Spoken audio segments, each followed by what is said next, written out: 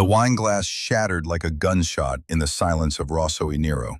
Shards of crystal scattered across white marble, Brunello bleeding into the grout like fresh wounds. 6 men in black suits sat frozen, hands drifting toward concealed holsters, eyes locked on the 22-year-old waitress trembling with an empty decanter. She should have dropped to her knees, should have begged forgiveness, should have understood that in this room, on this December night, mistakes were measured in blood. Instead, Siena Vitale looked directly at Don Vittorio Navarro, the most dangerous man in New York, and spoke in a language that had been dead for 50 years. "O sangue chiama o sangue, Don Vittorio." Blood calls to blood. Every weapon in the room swung toward her heart. By the end of tonight, Siena would dismantle a $4.7 billion conspiracy, save the life of a man who should terrify her, and claim a throne she never knew existed. But first, she had to survive the next 90 seconds, with 12 mafia soldiers deciding whether she deserved a bullet or a grave. Let me show you how a girl with $83 became the most powerful woman in Little Italy. 6 hours earlier, Siena had been balancing plates and prayers. The restaurant occupied a converted brownstone on Mulberry Street, sandwiched between a bakery that had been there since 1923 and a butcher shop with sawdust floors. Rosso e Nero wore its history like expensive cologne, brick walls exposed to show immigrant fingerprints from a century ago, Edison bulbs casting amber shadows, white tablecloths starched so crisp they could cut skin. The truffle oil arrived weekly from Oregon, not Italy. The Waterford crystal came from Pennsylvania, not Dublin. Everything American, everything expensive, everything designed to whisper old money while screaming new power. Siena had worked here 11 months, $9 an hour plus tips that barely covered her subway card and the ramen keeping her alive. Her orthopedic work shoes from Payless squeaked on the polished floor, a sound that made the manager wince every time she crossed the dining room. Tonight felt different. The air tasted like copper and cold sweat. Alessandro Greco, everyone called him Sandro, gripped her shoulder hard enough to leave fingerprints through her cheap polyester uniform. 58 years old, bald as an egg, face creased like crumpled leather. His cologne couldn't quite mask the fear sweat pooling under his arms. "Listen to me, girl. Tonight's guests are special. You don't look them in the eye. You don't speak unless spoken to. You pour the wine and you disappear. Capiche?" His hand shook against her collarbone. The tremor transferred through her bones, settling somewhere near her heart. Siena nodded, fingers finding the gold locket hidden under her collar. Inside, a photograph of Isabella Romano, dead 9 months now from lung cancer that ate her from the inside out. The only person who'd ever loved Siena, gone to ash in silence. The locket was all she had left. That and a language her grandmother had taught her in whispers, late at night, when the Queen's apartment walls pressed in too close. 8 o'clock. 3 black Cadillac Escalades pulled up outside, engines purring like satisfied predators. Bulletproof glass caught the streetlights, turned them into molten gold. 4 men emerged first, suits tailored tight across shoulder holsters, earpieces catching radio chatter, faces carved from the same stone quarry that built maximum security prisons. Then he stepped out. Dante Marcello moved like violence wrapped in expensive fabric. 6'2", shoulders that filled doorways, Armani vest the color of smoke and sin. Dark hair swept back from a face too sharp to be handsome, too dangerous to look away from. A 2-inch scar tracked down his left cheekbone, souvenir from some Philadelphia street fight when he was 15 and stupid enough to think fists solved problems. His eyes were holes punched through reality, black, empty, calculating the exact value of every soul in range. The smell hit Siena before he even entered. Leather and Creed cologne and Cuban cigars rolled in Miami. The scent of money and murder wearing the same skin. He didn't glance at her. To men like Dante Marcello, waitresses were furniture that occasionally moved. His voice rolled out like distant thunder. Table 1, kill the cameras. Sandro scrambled to obey, fingers fumbling with switches behind the host stand. Every security feed in the restaurant died, leaving only human witnesses who knew better than to remember anything. The last man to emerge made Sienna's breath catch sideways in her chest. Don Vittorio Navarro was 72 years old and looked like God's cruelest portrait. Silver hair combed back in perfect waves, three-piece navy suit from Brooks Brothers, walking stick carved from Appalachian oak with a silver lion's head concealing the .38 snub nose inside. His face told stories in scar tissue.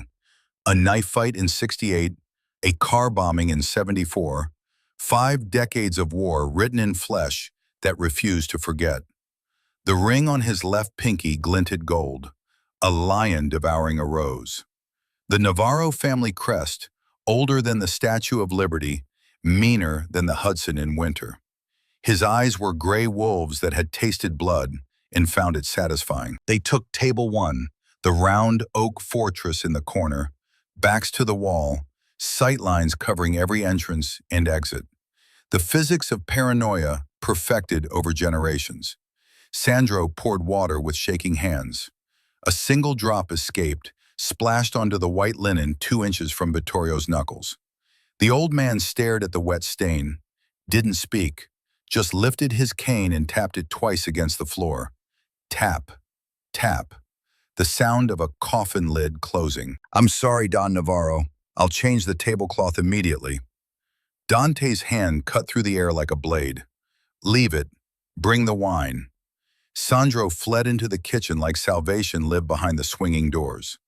Sienna stood near the server station, counting her heartbeats, trying to remember how to breathe normally. Through the kitchen's round porthole window, she could see Sandro clutching his chest, mouth moving in what might have been prayer or just the mechanical repetition of old curses. He turned, saw her watching, and shoved a bottle into her hands hard enough to bruise. "Go, pour for them. My hands won't stop shaking. My ticker's gonna give out. Just go, do your job. Don't screw this up." The bottle was Brunello di Montalcino, 1995. $3,000 of fermented grapes in hand-blown glass. Sienna had never held anything worth more than her monthly rent. She walked out into the dining room. All conversation died. 8 tables of well-dressed New Yorkers suddenly found their pasta fascinating, heads down, forks moving in mechanical silence. At table 1, 6 pairs of eyes tracked her approach. Not one of them blinked. Sienna set down the Waterford decanter with hands that barely trembled. Good. She could do this. Just pour the wine and vanish, like Sandro said. Invisible. Safe. The corkscrew slid home clean. Pop. Cork released with a whisper. Sienna tilted the bottle, watched the dark wine ribbon into crystal. Griffin Kane, head of security, 40 years old, scar bisecting his left eyebrow, red hair buzzed military short, laughed loud enough to rattle the chandelier. "Old man, you still remember Newark? That dump was nothing but factories and garbage rats. You've been Manhattan royalty for 50 years. Why the hell would you miss that cesspit?" The words landed like grenades in church. Vittorio's hand tightened on his wineglass. Knuckles went white. Jaw muscles bunched under his weathered skin. His eyes went somewhere far away, somewhere that hurt to visit. When he spoke, it was in a language Sienna hadn't heard since the night Isabella died. Voice reduced to whispers in morphine dreams. "Voi mai sentisti o scirocco e Newark prima da chiuvuta." Did you ever hear the Scirocco wind in Newark before the rain? Sienna's world tilted sideways. That sentence, that exact sentence.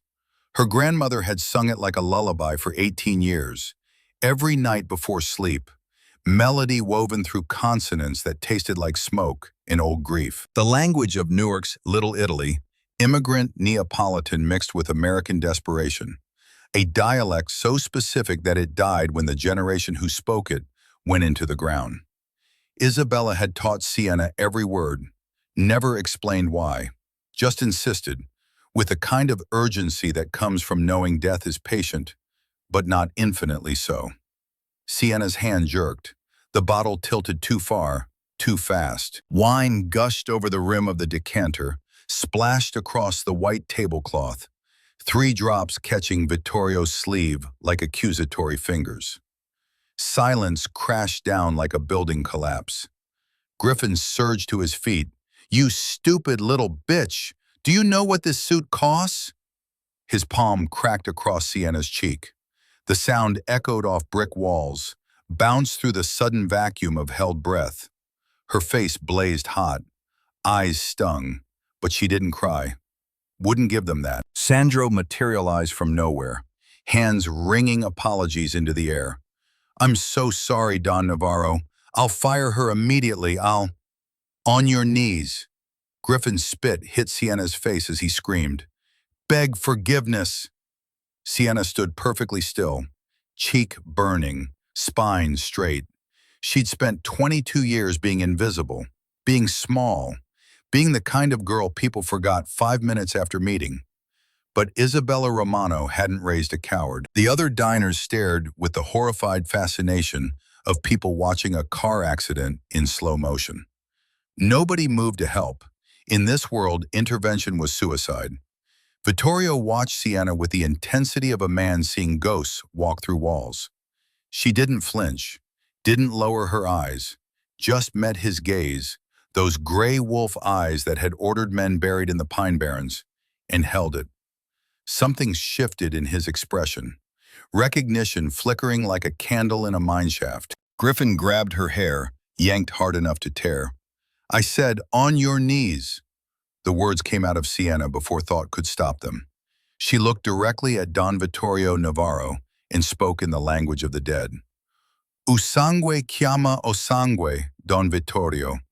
U sole e da terra arde ancora dinto core." Blood calls to blood, Don Vittorio. The sun of that land still burns inside the heart. The silence that followed wasn't the absence of sound. It was the presence of violence, coiled and waiting. Dante Marcello stood so fast his chair hit the floor. His hand disappeared under his jacket, came back gripping a Glock 19, muzzle tracking toward Sienna's center mass. 4 bodyguards exploded into motion. Chairs crashed, silverware scattered. Guns materialized from shoulder holsters, ankle rigs, the small of backs. 12 weapons, all pointed at the waitress with the $3 haircut and $83 in her Wells Fargo account. Griffin's hand closed around Sienna's throat. "Who sent you? Who taught you those words? Talk, or I snap your neck right here." "Sit down." Vittorio's voice was barely a whisper, but it carried the weight of 50 years ruling New York's underworld through blood and bone. Nobody sat. "I said sit down." The roar shook dust from the chandelier, rattled wine glasses, made the brick walls remember why they'd been standing for 100 years. Every guard dropped into their chair. Griffin released Sienna's throat, backed away like she'd turned radioactive. Only Dante remained standing, guns still drawn, eyes dissecting Sienna with surgical precision. Vittorio rose slowly, joints creaking, cane clicking against marble. He turned his chair to face Sienna fully. His face had gone the color of old ash. "Pecere, little one. Who taught you those words?" Sienna clutched the empty wine tray like a shield. Her voice came out smaller than she wanted, but steady. "My grandmother, sir. Her name, Isabella Romano." The color drained from Vittorio's face so fast, Sienna thought he might collapse. He gripped the table edge, cane trembling in his other hand. His mouth opened, closed. No sound emerged. He looked at Dante, then back at Sienna. His eyes held the kind of pain that doesn't heal, just learns to live in the bones. "Clear the restaurant." His voice was dust in broken glass.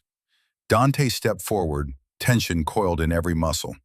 "Father, clear the goddamn restaurant." Vittorio's arm swept across the table. The $3,000 wineglass flew. exploded against the wall in a shower of crystal in Brunello. Red liquid splashed across white brick like arterial spray. Everyone out. Only the girl and Dante stay. Sandro ran for the back exit. The sous chef abandoned his station mid-prep.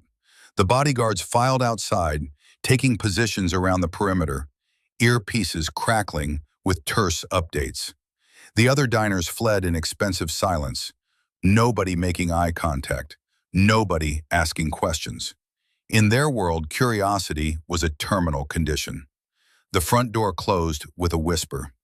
Sienna stood alone under the chandelier with two men who could make her disappear without paperwork or consequences. Her pulse hammered against her ribs. The slap mark on her cheek throbbed in time with her heartbeat. Dante circled her like a shark testing water for blood. He moved close enough that she could smell the gunpowder residue on his hands, see the faint scar tissue on his knuckles from fights won with violence instead of words. "Do you know who we are?" Sienna's throat was dry as desert bone. "Yes, and yet you dare speak a dialect that only 5 families in Newark's Little Italy ever used? A language that died 50 years ago?" He stepped closer. She could feel the heat coming off him, rage barely leashed. "Who do you work for? The Genovese? The Russians? Or are you just stupid enough to walk into the fire without knowing it burns?" "I don't work for anyone. I'm just a waitress. I swear." "Dante, enough!" Vittorio sank into his chair like a man who'd aged a decade in 5 minutes. He gestured with a cane. "Bring her a chair." Dante grabbed a wooden seat, spun it around to face the old man. "Sit." Sienna sat. Her hands twisted together in her lap, still sticky with spilled wine. Vittorio studied her face like a map to buried treasure. His eyes traced the line of her jaw, the slope of her nose, the shape of her mouth. Whatever he saw there made his breath catch. "Isabella Romano, you said she passed?" Tears burned behind Sienna's eyes. "March, lung cancer. She didn't tell me much about her past, just stories about hills and wind, about lemon trees before the rain. She said she had to leave Newark fast, said it wasn't safe." "No," Vittorio's voice cracked. "It wasn't safe at all." He looked at Dante and something passed between them. A conversation in silence, weighted with history. "You've heard me speak of the Great Betrayal, 1975. Dante nodded slowly. "When the families turned on each other, when you lost everything." "Not everything." Vittorio's gaze returned to Sienna. "I thought I lost Isabella. She wasn't my wife, son. Your mother, God rest her soul, was a political arrangement. But Isabella," his voice gentled, "she was the baker's daughter in our neighborhood. We were young, reckless, in love the way only stupid kids can be." He reached out with his weathered hand, stopped just short of touching Sienna's face. "She disappeared one night in August 1975. I was told the Genovese family had taken her, killed her, to hurt me, to start a war." His hand curled into a fist. "I burned 3 of their warehouses to ash. I started a war that lasted 10 years. 40 men died. 40 men. Because I thought she was dead." The old man's eyes glistened. "But she wasn't dead. She ran. She ran to protect." He looked at Dante. "The child." Dante's head snapped toward his father. "You never said there was a child." "Because I didn't know." Vittorio's attention fixed on Sienna with laser intensity. "Your father? Who was he?" Sienna shook her head. "I never knew him. Grandmother said he died before I was born. My mother died giving birth to me. Nona raised me alone in Queens." Dante's mind worked the math. Sienna could see the gears turning behind those black eyes. If Isabella fled pregnant in 1975, the child would have been born in 1976. That child, Sienna's mother, would have been 26 when Sienna was born in 2002. The timeline fit perfectly. "She's your granddaughter." The words hit like a bomb detonation. Sienna felt the room spin. This couldn't be real. This was some kind of test, some elaborate mafia game she didn't understand. She was nobody, A waitress with student debt and a dying little brother, in a future that looked like an endless string of double shifts and ramen dinners. She couldn't be. I think there's been a mistake. I should just go home. Please, I won't tell anyone what happened here. Dante blocked the door. You can't go home. Why not? The question came out sharper than Sienna intended. Fear was curdling into something hotter. He stepped close enough that she had to tilt her head back to meet his eyes. Because if my father recognized that dialect, others will too. If you truly are Isabella's bloodline, you're a walking target. The Genovese family still exists. If they discover Don Vittorio Navarro has a secret heir, a vulnerability, they'll use you to hurt him, or they'll kill you just to finish what they started 50 years ago. You're kidnapping me. We're protecting you. Dante's hand closed around her wrist, iron wrapped in flesh. You belong to the family now, Sienna, whether you want to or not. The front window exploded inward. Glass and wood and brick shrapnel sprayed across the dining room. A bullet punched through the space where Vittorio's head had been 2 seconds earlier, buried itself in the exposed brick with a meaty thunk. Down!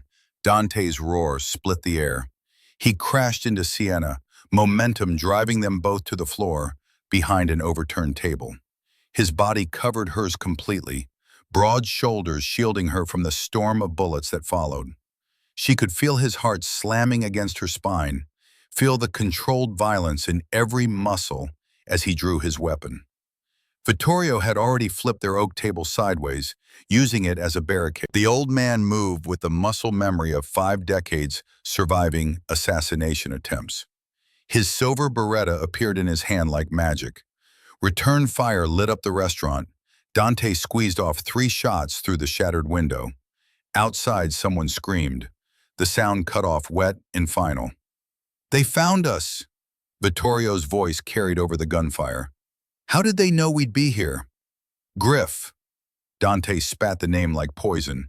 He manages the dinner schedule. He's been texting someone all night. The realization settled cold in Sienna's gut. The head of security, the man they trusted to protect them. Betrayal wore a uniform and carried a badge.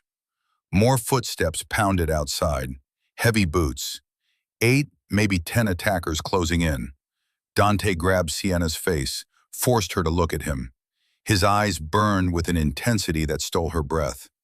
Back door, kitchen, run, now.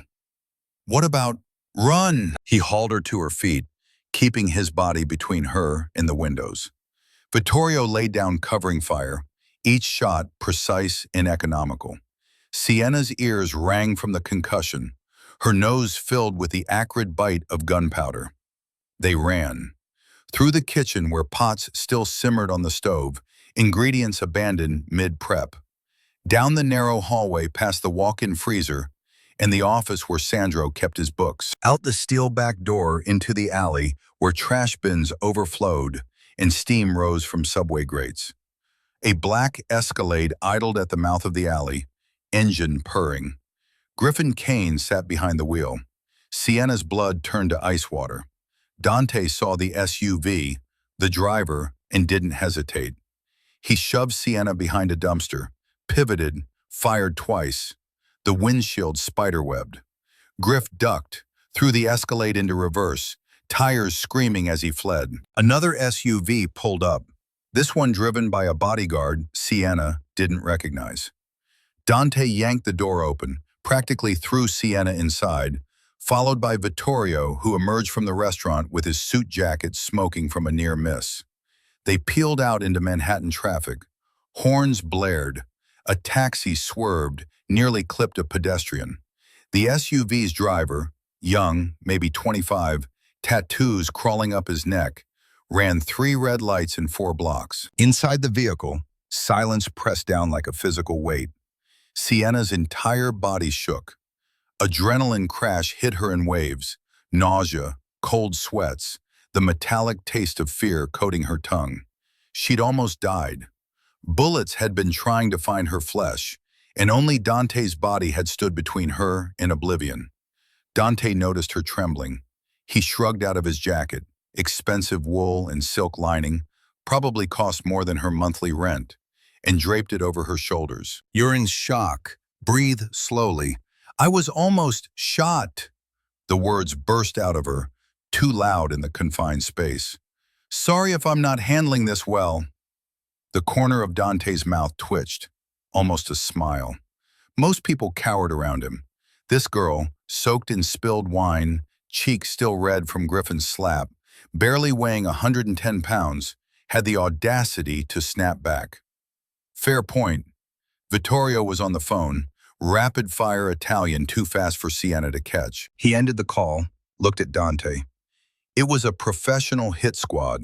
Mercenaries, not local talent. Someone paid serious money to disrupt my dinner. Where to? Dante kept his eyes on the rearview mirror, watching for pursuit. The estate. The penthouse is compromised if they knew about the restaurant. 40 minutes. That's how long it took to leave Manhattan's neon and chaos behind, heading north into Westchester County, where the truly wealthy hid behind gates and hedge walls. The Navarro estate sprawled across 12 acres of manicured wilderness. Oak trees older than the Constitution lined the drive.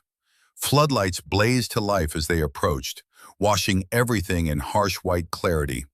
Dobermans patrolled the perimeter with handlers who carried AR-15s like fashion accessories. The mansion itself was 3 stories of gray stone and bulletproof windows. Gothic architecture mixed with modern security, motion sensors disguised as decorative ironwork, cameras hidden in the eaves, pressure plates under the gravel drive. The SUV stopped at the front entrance. Guards in tactical gear swarmed the vehicle, checking clearances, scanning for threats. Dante stepped out first. He offered Vittorio his arm. The old man's limp was more pronounced now, adrenaline wearing off to reveal the pain he lived with daily. Together, they moved toward the massive oak doors. Then Dante turned back, looked at Sienna still sitting in the back seat. He didn't open her door, just stood there waiting. Sienna understood. This was a test. Could she function in their world, or would she need her hand held like a child? She opened her own door, stepped out onto gravel that crunched like broken teeth, lifted her chin and walked toward the entrance with her spine straight, despite the fear eating holes in her stomach. Dante's eyes tracked her approach. She thought she saw approval flicker there, quick as lightning. Inside, the mansion was a museum of wealth and intimidation. Carrara marble floors from Pennsylvania quarries. A 9-tier crystal chandelier from Corning Glassworks in upstate New York. The walls held oil paintings of Don Vittorio in his prime. Younger, harder, mounted on horseback like some feudal lord surveying his domain. The smell hit her. Furniture polish and leather, and the faint ghost of cigar smoke that had soaked into the walls over decades. Everything was cold, expensive, empty as a mausoleum. A woman descended the grand staircase. 68 years old, silver hair pulled into an elegant twist, wearing a black dress that probably cost more than Sienna's car. Pearls at her throat, 3 strands, $80,000 of ocean-formed calcium. Her eyes were blue ice. Vittorio, who is this girl? Bianca Navarro, Dante's adoptive mother, widow of Vittorio's deceased son, the matriarch of this particular branch of hell. Vittorio limped forward, exhaustion written in every line of his body. Bianca, this is Sienna, my granddaughter. The silence could have cut steel. Bianca's gaze raked over Sienna from head to toe, taking in the Payless shoes, the H&M jeans, the polyester work shirt with wine stains and someone else's blood. The assessment was brutal and complete. Granddaughter? From Isabella? Yes. Bianca descended the remaining stairs, stiletto heels clicking with metronomic precision. She stopped inches from Sienna, close enough that Sienna could smell her perfume, something French and predatory. Prove it. Bianca. No, Vittorio. Anyone can claim lineage. Speak the language. Sienna's mouth went dry, but she'd spent 18 years listening to Isabella's stories, absorbing every cadence and consonant. The words came easier this time. U sangue chiama, o sangue, e radice so profonde in ta terra nera. U viento porta l'anima, e chi è morto. Blood calls to blood. The roots run deep in the black earth. The wind carries the souls of the dead. Bianca stepped back. Her face had gone pale. The accent, the inflection, no one can fake that unless they learned it from... She looked at Vittorio. She's Isabella's. But the warmth didn't reach her voice. If anything, the temperature dropped further. We don't know her intentions. Isabella abandoned you, Vittorio. Perhaps her granddaughter was sent here too. Enough! The old man's cane struck the marble. The crack echoed through the foyer. Sienna will stay here. She will be protected. And tomorrow morning, we'll do a DNA test to confirm what my heart already knows. He looked at Dante. Take her to the East Wing. Get her clothes. Get her food. Make sure she understands the rules. Dante nodded. He gestured toward the staircase. Follow me. Sienna climbed behind him, feeling Bianca's eyes drilling into her spine like lasers. The message was clear. You're not welcome here. You're a threat. Watch your back. The East Wing guest room was bigger than Sienna's entire queen's apartment. A 4-poster bed draped in Italian silk. A balcony overlooking the grounds. A bathroom with marble counters and a tub large enough to swim in. Dante stood in the doorway, a shadow filling the frame. Clothes in the closet. Your size, I estimated. Food will be brought up within the hour. Keep the door locked. If you hear anything unusual, hide under the bed and call this number. He handed her a red satellite phone. Only one number programmed. Press call. I'll be here in 30 seconds. Sienna took the phone. Their fingers brushed. Electricity jumped between them, shocking in its intensity. Why are you doing this? Dante's expression was unreadable. My father gave an order. I follow orders. That's not what I meant. Why did you cover me? When the bullets came, you could have let me die. Something flickered in those black eyes, quickly buried, but she'd seen it. You're valuable now. Family. That changes things. He turned to leave. Dante? He paused, didn't look back. Thank you for the shield, for not letting me die tonight. 3 seconds of silence, then, get some rest, Sienna. Tomorrow gets harder. The door closed, the lock engaged from outside. Sienna stood in the center of the room, still wearing Dante's jacket that smelled like gunpowder and cologne. She walked to the closet, opened it. 6 dresses, 4 pairs of jeans, 10 shirts, all her size. All expensive brands she couldn't afford on a year's salary. Someone had prepared for her arrival. But who? And when? How long had they been watching? She tried the balcony door. Locked. The windows had iron bars disguised as decorative scrollwork. Beautiful cage. Still a cage. Sienna stumbled into the bathroom, turned the shower to scalding, stood under the spray for 20 minutes, trying to wash away the feeling of Griffin's hand around her throat, the weight of Dante's body pressing her into the floor, the sound of bullets tearing through glass. When she finally emerged wrapped in a robe that cost more than her monthly rent, there was a tray on the bed. Pasta carbonara, red wine, tiramisu, a note in Dante's handwriting. Eat. Tomorrow 7 a.m. Blood test. Then we talk about the vault. D. The vault? Sienna picked at the food, mind racing. What vault? What did any of this have to do with her? She was nobody. A waitress with student loans and a little brother who needed surgery that cost $50,000 she didn't have. She'd been counting on tonight's tips to make a dent in Leo's hospital bills. Instead, she'd stumbled into a world where people shot first and asked questions never. The satellite phone sat on the nightstand, red and ominous. Sienna picked it up, turned it over in her hands. One number, 30 seconds away.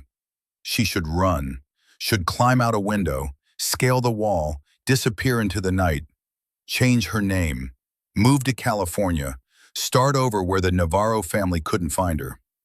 But then she thought of Leo. 6 years old, heart defect, 6 weeks to live without the surgery, and Sienna with $83 to her name and no way to save him. These people had money, billions, if the rumors were true. If she played this right, if she could figure out what they wanted from her, maybe she could leverage that into Leo's surgery, into a future that didn't end with her baby brother in a pine box. Sienna set the phone down, made her decision. She wasn't running. Not yet. She finished the tiramisu. It was incredible. Layers of mascarpone and espresso that melted on her tongue, and climbed into the enormous bed. The sheets were Egyptian cotton. Thread count probably higher than her credit score. Sleep didn't come easy. Every sound made her flinch. The house settled with creaks and groans. Wind rattled the windows. Somewhere distant, dogs barked. Around midnight, she heard voices. Faint, muffled, coming through the heating vent in the floor. Sienna slid out of bed, pressed her ear to the ornate grate. Dante's voice, tight with frustration. It's impossible, Father. The encryption is biometric. It requires a key. Vittorio, weary. Not a physical key, a voice key. That sounds like mythology. The Cosa Nostra of the 1970s operated differently than today. We didn't trust computers. We trusted blood and tradition. The accounts in Manhattan, the ones holding deeds to Newark Port, were sealed by my father using what he called the voice of the valley, an analog voice recognition system, ancient, unbreakable. It responds only to the specific intonation of the Newark Neapolitan dialect, spoken by someone of Navarro blood. Sienna's breath caught. Dante, you lost access when Isabella fled. My accent faded over 50 years. I tried to open the vault 10 years ago. The system rejected me. But Sienna, her voice is pure. Isabella taught her perfectly. She's the key. A pause. Then Dante, cold and calculating. So she walks into the bank, speaks the words, and unlocks $4.7 billion? And the proof of the Russian alliance. The documents in that vault will show the Genovese family sold out to the Bratva. If we get that evidence, the commission will sanction the Genovese destruction. We win the war. Dante's voice dropped to a lethal whisper. She's a liability. If the Russians know what she is, they won't kill her. They'll take her, torture her until she speaks those words for them, until she opens the vault and hands them control of the East Coast. Then you'll ensure they never get the chance. You'll be her shadow, Dante. You'll sleep outside her door if necessary. I don't babysit. You protect what is ours. The force of Vittorio's shout made the vent rattle. Sienna pressed her hand over her mouth to keep from making a sound. Her heart hammered so hard she thought it might crack a rib. She wasn't just a granddaughter. She was a living key to $4.7 billion. A weapon that could end a war or start a new one. A target for every enemy the Navarro family had made in 5 decades of blood business. A floorboard creaked outside her door. Sienna jerked away from the vent, dove back into bed, pulled the covers up to her chin, tried to control her breathing. Look asleep. Look innocent.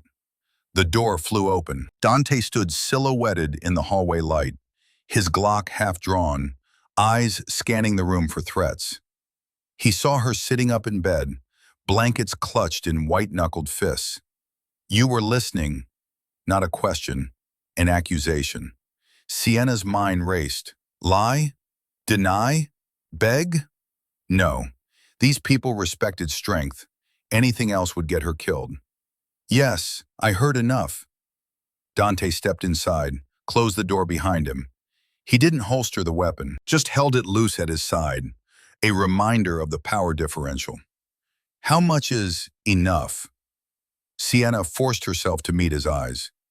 I know you want me to open a bank vault. I know there's $4.7 billion inside. I know the Russians would kill to get their hands on me. Dante studied her for a long moment. Then surprisingly, he holstered the gun. And what do you want, Sienna? Now that you know what you're worth? She thought of Leo, thought of the surgery, thought of the choice in front of her, cooperate or die. I want my little brother to live.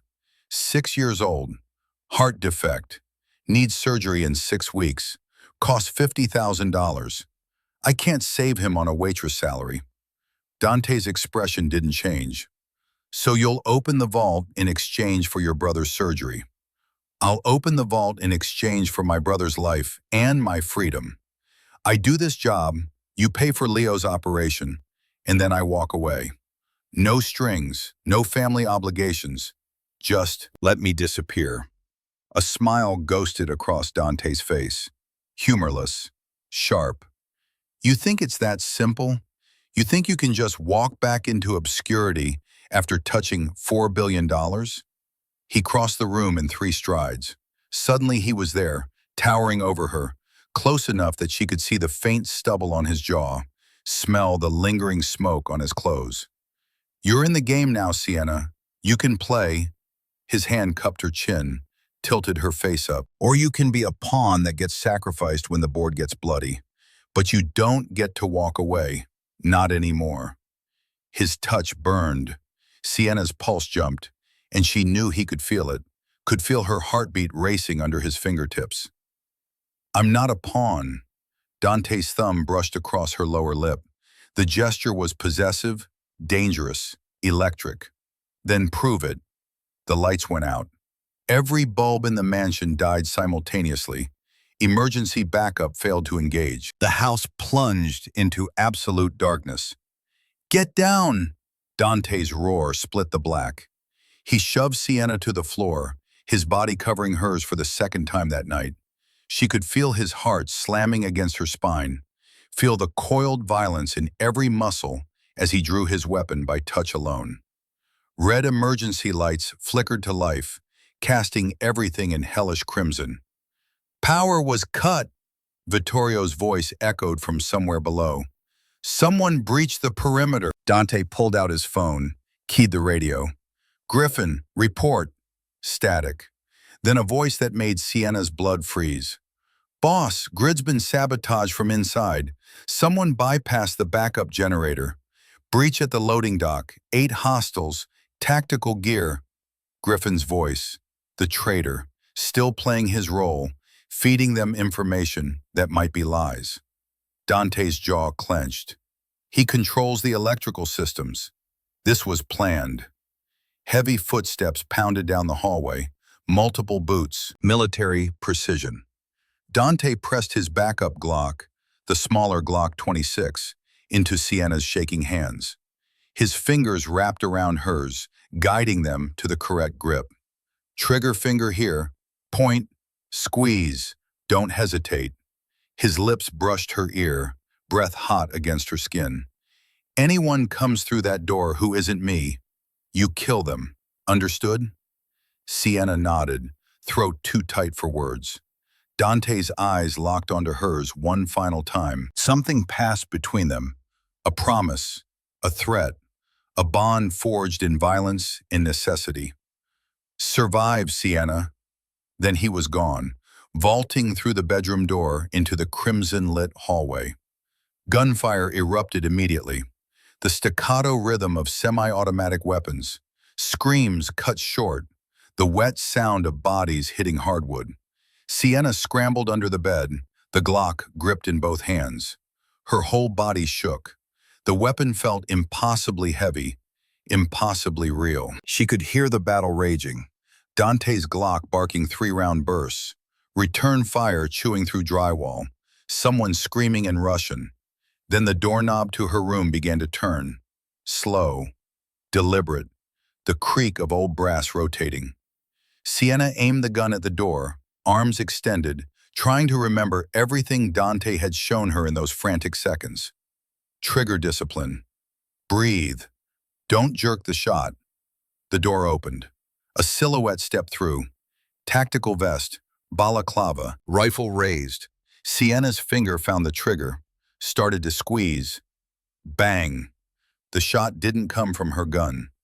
Don Vittorio sat in the corner shadows, his silver Beretta smoking. The intruder crumpled, chest blooming red. Sienna's breath came in ragged gasps. She'd almost killed someone. Almost. The weight of that near action sat heavy in her chest. A second mercenary stepped over his fallen comrade, weapons swinging toward Vittorio. The old man was reloading, hands shaking with age and adrenaline. Too slow. He wouldn't make it. Sienna saw it happening in slow motion. The mercenary's finger tightening, Vittorio fumbling with the cylinder, the mathematics of death playing out in fractions of seconds. She rolled out from under the bed, raised the Glock, and squeezed. The kick was worse than she expected. The gun jumped in her hands, barrel climbing, but the shot flew true. The mercenary staggered. Blood exploded from his shoulder. He spun, weapon tracking toward Sienna. Dante materialized from the hallway like wrath given form. A combat knife flashed.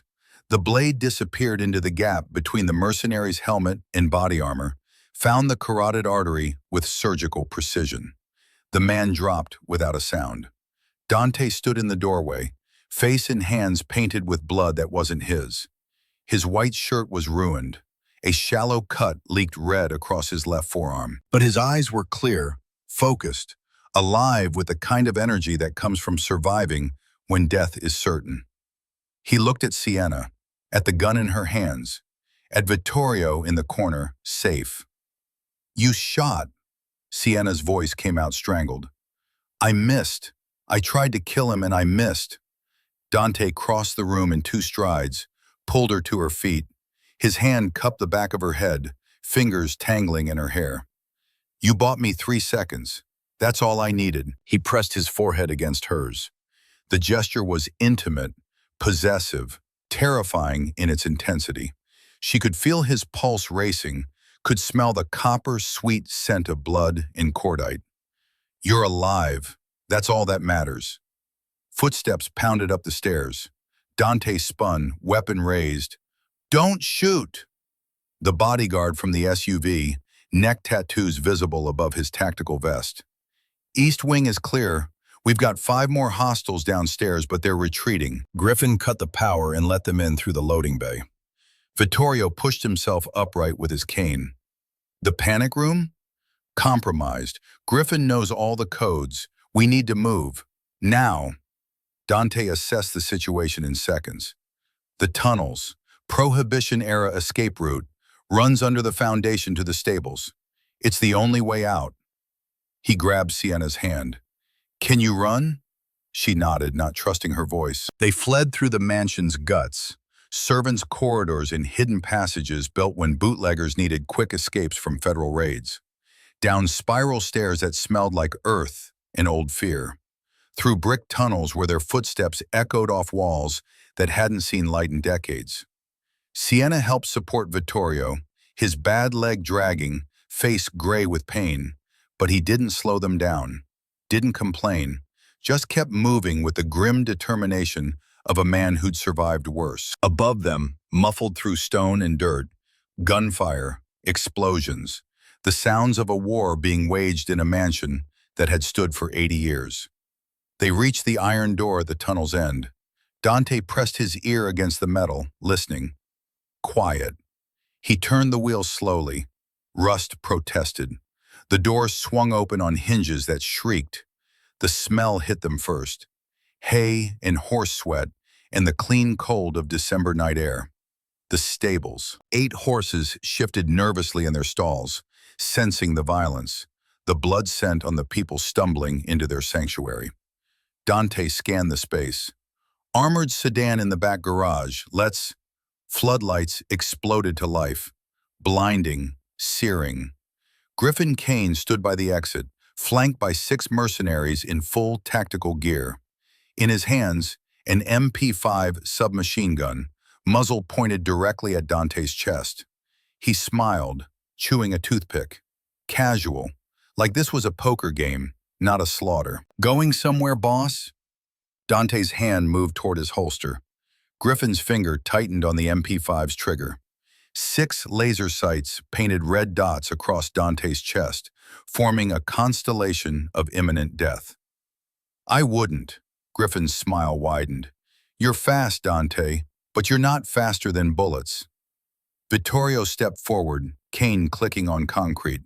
Blood stained his sleeve from where he'd scraped against the tunnel wall. His voice carried the weight of 50 years commanding men who dealt in violence. Griffin, we trusted you, made you wealthy. Why? The head of security, former head of security, laughed. Trust? Wealth? The Navarro Empire is a sinking ship, Don. You're 72 and dying by inches. Dante's too busy playing legitimate businessman to be a real gangster. His eyes slid to Sienna. And now this, a waitress who supposedly holds the keys to your kingdom? It's pathetic. He shifted his stance, weapon never wavering. The Genovese family offered me $12 million to deliver her. $12 million buys a lot of new loyalty. Sienna felt ice water replace the blood in her veins. $12 million. For her. Because of words her grandmother had whispered in the dark. Dante's voice was glacier cold. You won't live to spend it. Big talk from a man with 6 guns pointed at his heart. Griffin gestured to his mercenaries. Kill the men, shoot the legs only. Russians want the girl conscious and verbal. Time fractured into heartbeats. Sienna's eyes darted sideways. 20 feet to her right, the stall holding Inferno, Dante's black stallion. 1,400 pounds of muscle and barely controlled rage. The horse was already spooked, ears pinned back, nostrils flaring, hooves striking sparks from the concrete. The stall door's latch was loose. She'd noticed it when they'd stumbled in. Waitress habit, always cataloging the small details that might matter. A wobbly table leg, a loose screw, a gate that hadn't been properly secured. Griffin's mouth opened to give the kill order. Sienna didn't scream, didn't hesitate. She lunged sideways, kicked the latch pin free with her heel, and slapped Inferno's hindquarters with both hands. Go! The stallion exploded from its stall like a bomb detonating. 1,400 pounds of panicked horse charged straight into the cluster of mercenaries, hooves flashing, teeth bared. Hold fire! Griffin dove behind a hay bale as one of his men went down under Inferno's hooves. Ribs snapped with sounds like breaking branches. Chaos erupted. Dante used the distraction. 2 shots, 2 mercenaries dropped. He rolled behind a steel support beam as return fire chewed through the air where his head had been. Vittorio pulled a snub-nosed .38 from his cane's hidden compartment, fired at Griffin's position. The old man's hands shook, but his aim was true. Wood chips exploded from the hay bale.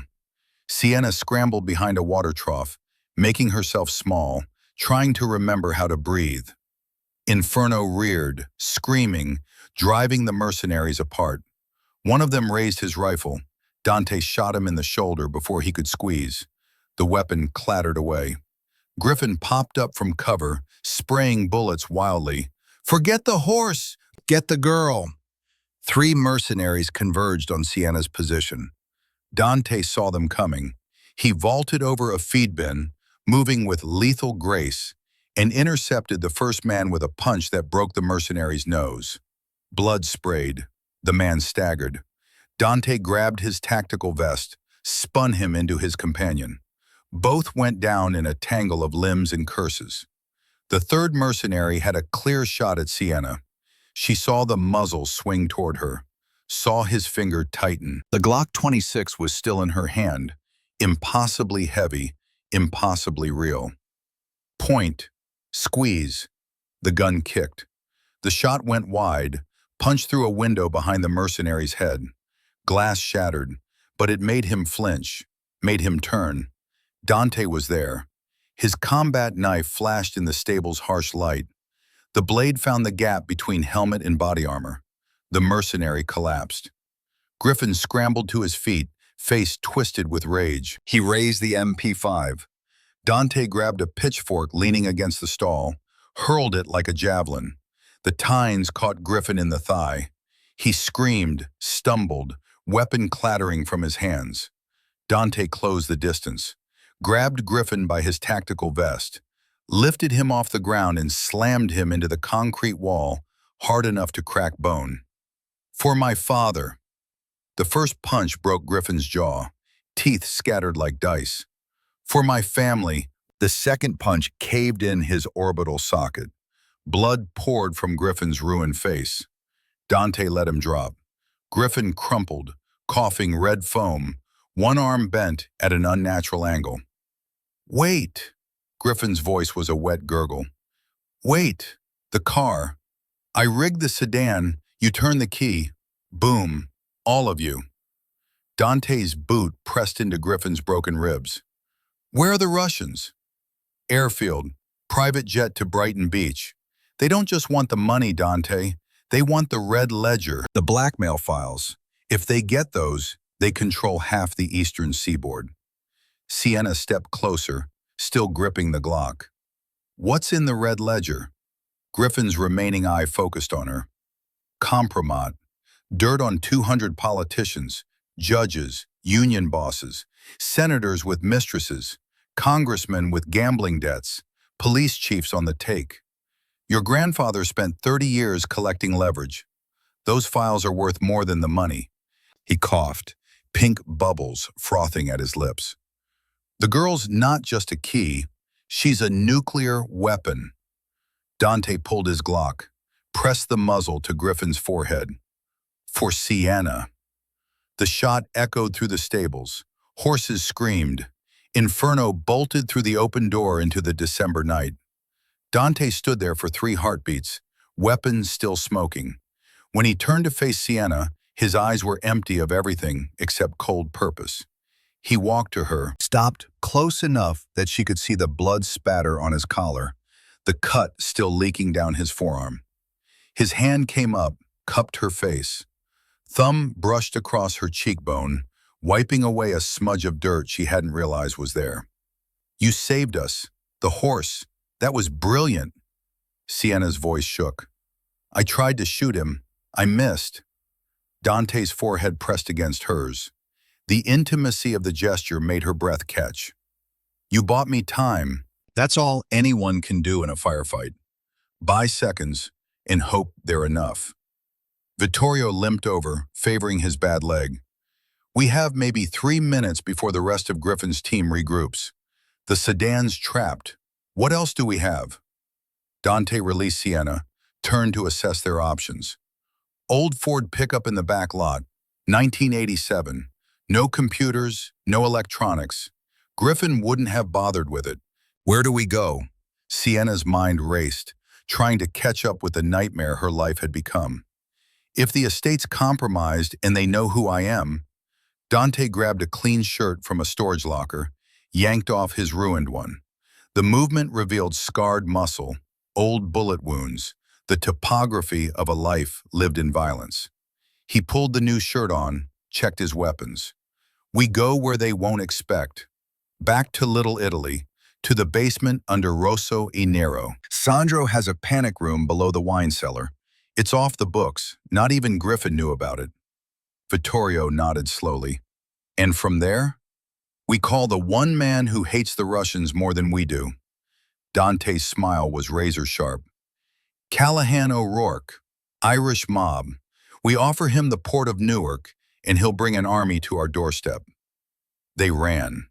The Ford pickup was exactly where Dante said it would be. Rusted, dented, smelling like motor oil and decades of farm work. The engine turned over on the third try, coughing blue smoke. Dante drove.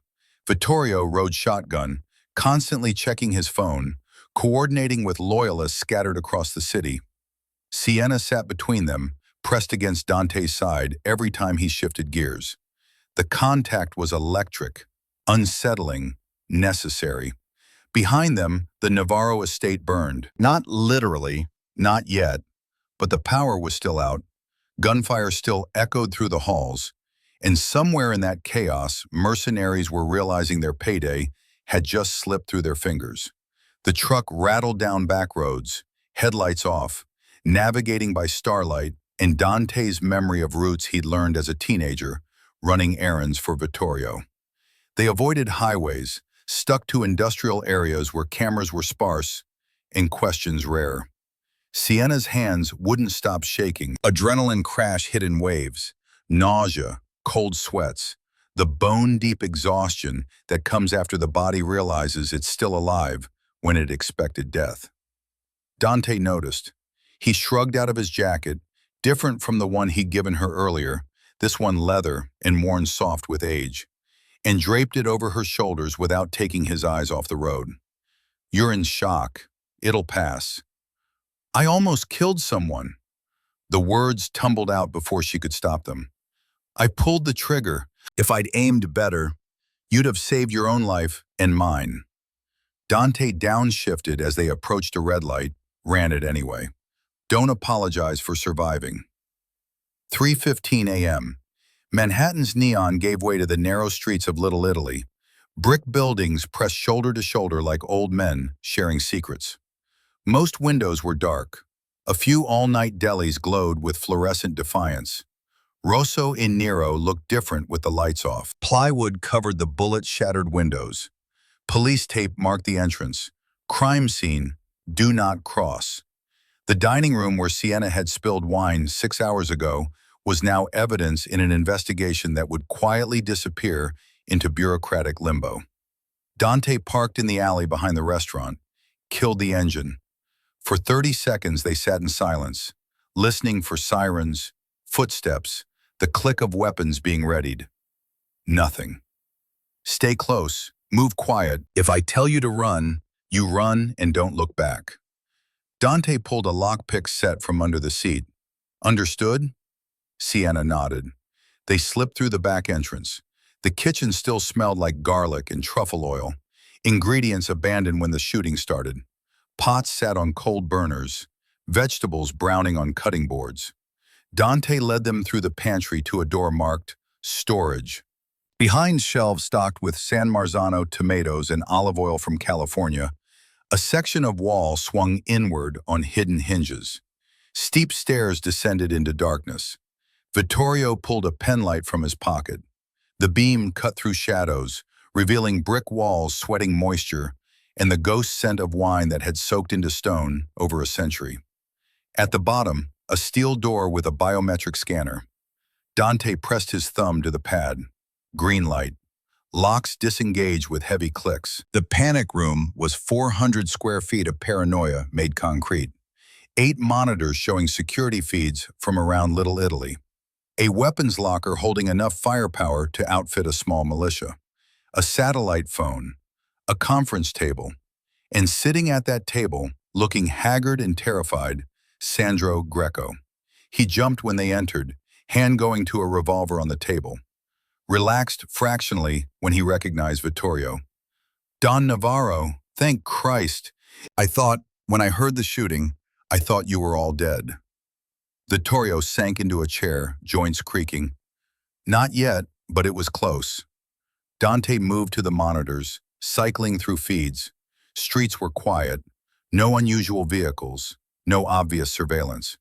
He pulled out the satellite phone, dialed a number from memory. The voice that answered was gravel and whiskey, thick Irish brogue barely softened by decades in America. "Dante Marcello, heard you were dead. I was about to toast your corpse with single malt." Dante's mouth twitched. "Save the Jameson, Cal. I need a favor." "Favors cost. What are you offering?" "The Port of Newark. 40% control, union contracts, shipping lanes. Worth $2.1 billion at current valuation." Silence on the other end. Long enough that Sienna wondered if the connection had dropped. Then, "You're lying. Your accounts are frozen. Everyone knows the Navarro fortune is locked behind some ghost from the old country." Dante looked at Sienna. His eyes held questions, demands, a dare. "It was locked. Until tonight. The ghost is standing in this room." He handed the phone to Sienna. She took it with numb fingers. The device was warm from Dante's hand. "Hello?" The Irish voice gentled slightly. "And who might you be, lass?" Sienna Vitali." "The granddaughter, then." "Dante's told me nothing, but I'm a quick study. You're the key they've been killing for." Sienna glanced at Dante. He nodded. "I can open the vault at Chase Private Bank, Park Avenue, but we need your help." Russians are coming. A man named Volkov. He wants me alive, wants me to hand him everything. Cal's laugh was dark. Dmitry Volkov, Bratva lieutenant, vicious as a starved dog. He's been trying to muscle into New York for 5 years. A pause. What's the play? Dante took the phone back. You bring your crew to Little Italy. We make a stand. When the Russians come for Siena, we crush them. Then she opens the vault, transfers $5 million to your accounts as down payment. The rest follows when the port of Newark changes hands. How many men does Volkov have? At least 20. Professionals. Ex-Spetsnaz, probably. And you're asking me to start a war in Manhattan? Cal sounded almost amused. This better not be a trap, Dante. Because if you're lying, I'll burn Little Italy down and piss on the ashes. No trap. But if we don't stop Volkov here, he'll own this city in a week. Another pause. Sit tight. I'll have 60 men there in 90 minutes. O'Rourke's coming to Little Italy, and God help anyone stupid enough to get in our way. The line went dead. Dante set the phone down, looked at his father. We have an hour and a half to prepare. Vittorio nodded. Fortify the perimeter. I'll call our remaining loyalists. Anyone Griffin didn't compromise. Siena, he fixed her with those gray wolf eyes. You understand what you've just agreed to? She understood perfectly. She'd promised to unlock $4.7 billion for men who solved problems with bullets and made enemies disappear into the East River. She'd become complicit in a war that would paint these streets red. But Leo needed that surgery, and Siena had learned tonight that she'd do anything, lie, steal, kill, to keep her baby brother alive. I understand. Good. Vittorio stood leaning heavily on his cane. Then let's prepare for battle. The next hour passed in organized chaos. Dante coordinated with loyalists, 7 men, including the tattooed driver from earlier, whose name turned out to be Marcus. They brought weapons, ammunition, medical supplies, turned the wine cellar into a makeshift armory. Sandro worked the phones, calling in favors from shopkeepers and restaurateurs who owed the Navarro family. By 5 a.m., 20 more men had arrived. Not soldiers, just civilians with hunting rifles and baseball bats, but warm bodies who could hold a perimeter. Siena found herself seated at the conference table with a laptop and a very specific task. You need to practice. Dante pulled up a secure video connection to Chase Private Bank. The screen showed a marble-floored vault room, empty except for a steel door with 7 biometric sensors. Today technically, you'll go to the bank. They'll verify your DNA against Vittorio's. Then you'll speak the 7 covenants. The system will analyze your voice for pitch, cadence, dialect authenticity. If you get even one word wrong, the vault locks down for 72 hours and triggers an alert to Interpol. Siena stared at the screen. What are the 7 covenants? Vittorio pulled a handwritten note from his wallet. The paper was yellowed, creased from decades of folding and unfolding. His father's handwriting, he explained. The old Don who'd created this system in 1952. Memorize them. Pronunciation is everything. Siena read the words. They were familiar, variations on phrases Isabella had taught her, bedtime stories given structure and purpose. U sangue chiama o sangue, e radice soprufone in ta terra nera, u viviento porta l'anema e chi è morto. A petra non mente, o mare non scorda. Chi nasce sotto luna in Newark non può mai morì. U fuoco dell'onore arde per sempre. Io so a croce e a spada. Blood calls to blood. The roots run deep in the black earth. The wind carries the souls of the dead. Stone doesn't lie. The sea doesn't forget. Those born under Newark's moon can never die. The fire of honor burns forever. I am the cross and the sword. She practiced. Vittorio corrected her inflection on the 4th line. She'd been putting stress on the wrong syllable. Again. Again. until her throat ached and the words became automatic. Dante watched from across the room, ostensibly cleaning weapons, but his attention never strayed far from her. Around 4:30 a.m., Sandro brought food, cold pasta, bread, coffee strong enough to wake the dead. Sienna realized she hadn't eaten since the tiramisu 12 hours ago. Her body ran on adrenaline and fear. She forced down a few bites. The coffee helped. Dante sat beside her, close enough that their shoulders touched. The contact sent electricity up her spine. "You're doing well. Most people would have folded by now." "I don't feel like I'm doing well. I feel like I'm drowning and just haven't realized it yet." He turned to face her fully. In the harsh, fluorescent light of the bunker, she could see the exhaustion in his eyes, the weight of command pressing down on shoulders that had carried it since he was 15 years old. "You want the truth?" Sienna nodded. "This life, what we do, who we are, it's not noble. We hurt people. We break laws. We profit from things that would make normal citizens sick." His hand found hers on the table, fingers threading through hers. "But we also protect our own. We keep order in places the police won't go. We provide for families, settle disputes, maintain a balance that keeps this city from tearing itself apart." He squeezed her hand. "I'm not asking you to love this world. I'm not even asking you to stay in it longer than necessary. But while you're here, your family, that means something. It means we die before we let Volkov take you." Sienna looked at their joined hands. His knuckles were scarred from a lifetime of fights. Hers were soft, unmarked, the hands of someone who'd lived safely until tonight. "Why do you protect me? Really? Not because Vittorio ordered it." Dante was quiet for a long moment. When he spoke, his voice was low enough that only she could hear.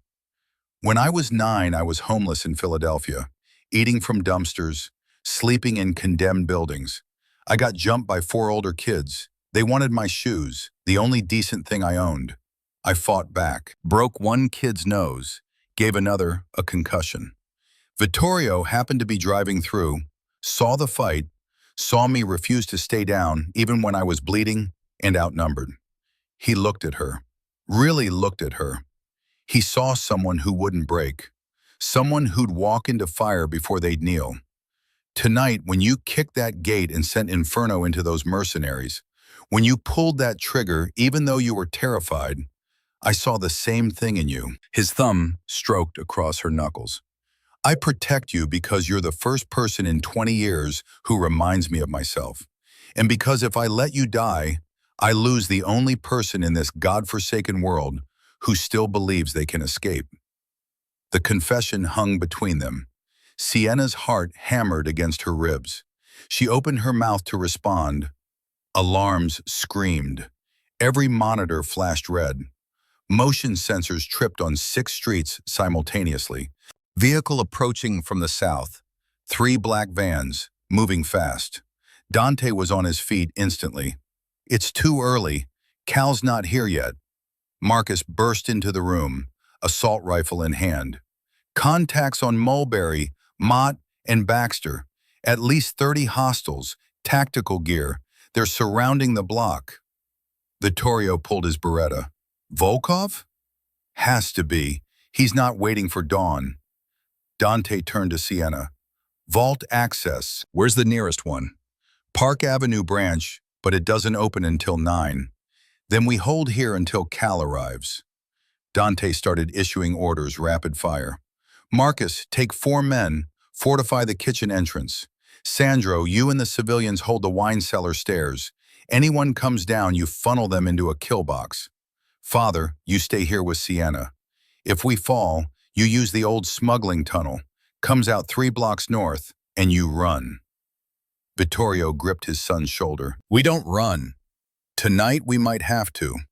Footsteps pounded overhead, heavy boots, tactical entry teams spreading through the restaurant.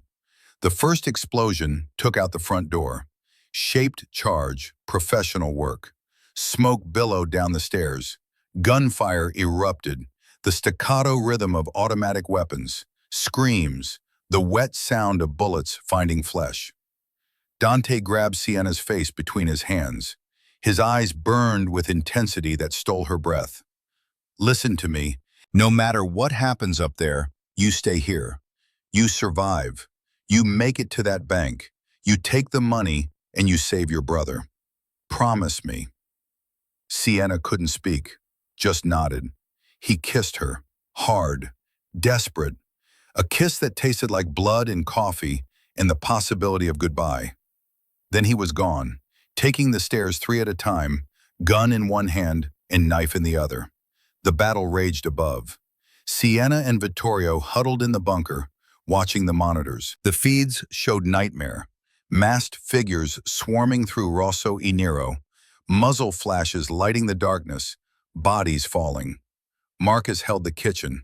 4 men with shotguns and deer rifles, firing from cover, making the Russians pay for every foot of ground. 2 attackers went down. Then one of Marcus's men took a burst to the chest, crumpled. Dante fought like a demon. Sienna watched him on the monitor, flowing between cover points, never staying still, every shot deliberate. He dropped 3 Russians in 15 seconds, reloaded without looking, kept moving. But there were too many. "Where the hell is O'Rourke?" Vittorio's voice was tight. As if in answer, the monitors showed new vehicles. Black SUVs with tinted windows, screeching to stops on the perimeter. Doors flew open. Men poured out, 60 of them, carrying everything from baseball bats to military-grade hardware. Leading them, a man in his 40s, red hair gone silver at the temples, wearing a leather jacket and a smile that promised violence. Callahan O'Rourke had arrived. The Irish hit the Russians from behind like a hammer. No warning, no mercy. Just sudden, brutal force that turned the tide instantly.